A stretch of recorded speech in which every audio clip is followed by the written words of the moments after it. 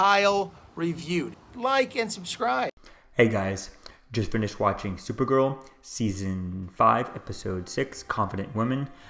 This episode was kind of interesting, it was kind of nice diving into the history and the backstory of, Lena and Andrea and stuff, and that was kind of interesting. I guess this episode, there's not too much Supergirl actually in here. There's actually very little Supergirl in here, so it's probably because she was starting to get busy filming or getting ready for the crossover and stuff, and I think that's really cool. I like the way things kind of do that, diving into other people's storylines for that story, but there was a few things in here that just didn't make sense.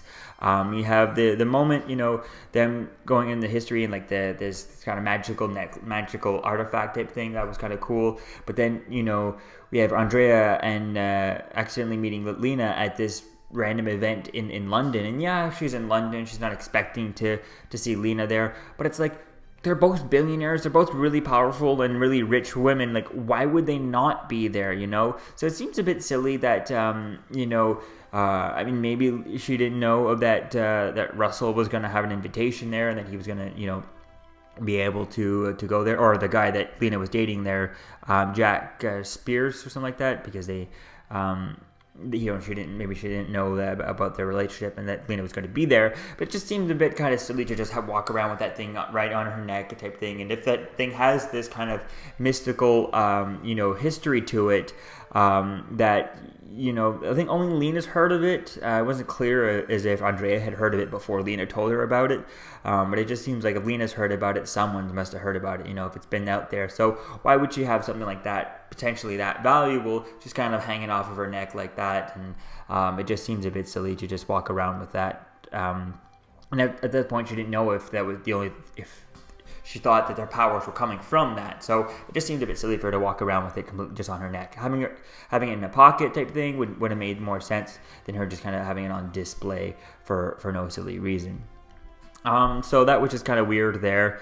But the relationship, seeing as to how that went and how at the end of it, Lena helped her break into the DEO and all that stuff. Although I don't like the mask that they're putting on her. It just looks like a reuse of the silly mask that they gave.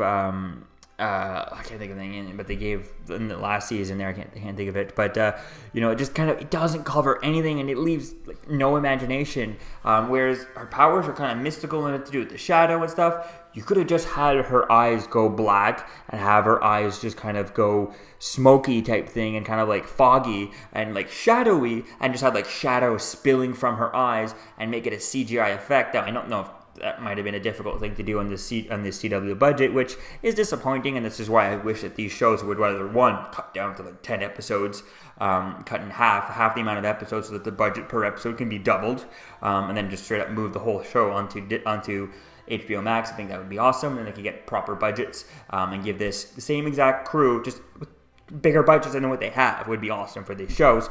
But that's besides the point here. But I did like the relationship and how things they teamed up and to try and take on, and how she played Supergirl and all that stuff. So I think that'll be quite cool to see as to where things go, as to how things continue on with that storyline. It looks like she's finally starting to get deeper into that. We are at episode 6 and episode 8. We have 2 more episodes, 1 more episodes before the crossover. Episode 8 should be the crossover, if I'm not mistaken. It is premiering on December 8th. So we'll have to wait and see as to where things go. But I think it's definitely going to be interesting to see as to how things... I'm hoping that we could see Lena as like the villain for the rest of the show after Crisis and stuff, and I think that could be fun, seeing her and Andrea becoming full-on villain. I mean, that's what they kind of are. But we also have Leviathan, so we'll have to wait and see as to where things go with all that. But at the same time, I don't want them to get out of the Crisis and just be like, oh, now there's, everything's kind of gone, right? And everything's kind of, everything's kind of done and moved on, type thing, and not dealing with aftermath of Crisis, because this show has not had any Crisis tease since last season when we saw the Monterey drop off Malefic, onto Earth 38. So that was kind of weird. We still don't know why he did that, which would be something we need to see. We need to find out, and they could use that to connect into Lena's storyline by having maybe Lena's playing inside her head, or Hope is just looking inside of Malefic's head, and we see the connection to Crisis. And also, a lot of the things that I don't know why I haven't picked it up, but a lot of the podcasts I've been listening to based on reviewing this show is that why hasn't Dreamer dreamt up the future of Crisis, you know, with her crazy powers that keep being whatever the plot wants it to be. She hasn't done the one thing that she's known to be doing, is dreaming up the future. So why hasn't she been dreaming up the Crisis, right? That'd be something cool to play with and to know as to how things are going to go.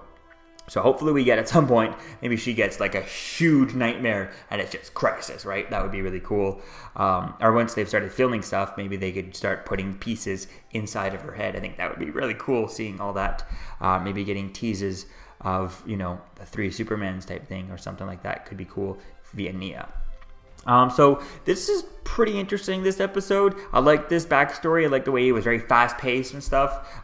You know, some of the things, like I said, didn't make sense, like the necklace and all that stuff, as to why she was just having it in, you know, just straight up in the open and not hiding it at all, even though she knew it was kind of potentially someone else could probably want it, you know, from her, especially with the legend and stuff. But I don't know. We'll just have to wait and see as to where things go. It seems kind of silly. But I guess how can I nitpick that, you know, her mask doesn't really cover her face when Kara walks around with glasses on. So, well, I don't know. The wigs, though, in the flashback were very terrible. You know, Kara had a wig on, obviously, to hide her bangs. So it looked like, you know, previous season Kara. And then we had Lena had some wigs on that were really terrible. But it was very nice to see John Cryer back as Lex Luthor, so that was really cool seeing that there. So let me know what you think, guys, about this episode in the comments below, and I'll see you guys in the next video. Peace. Okay, Kyle has a YouTube channel called Kyle Reviewed. It's about Marvel and DC. I happen to know a little bit about DC since my initials are DC. All right, so if you like Kyle's interviews and videos and reviews and everything like that, then like and subscribe. If you don't like them, well, maybe you're just not a comic book fan.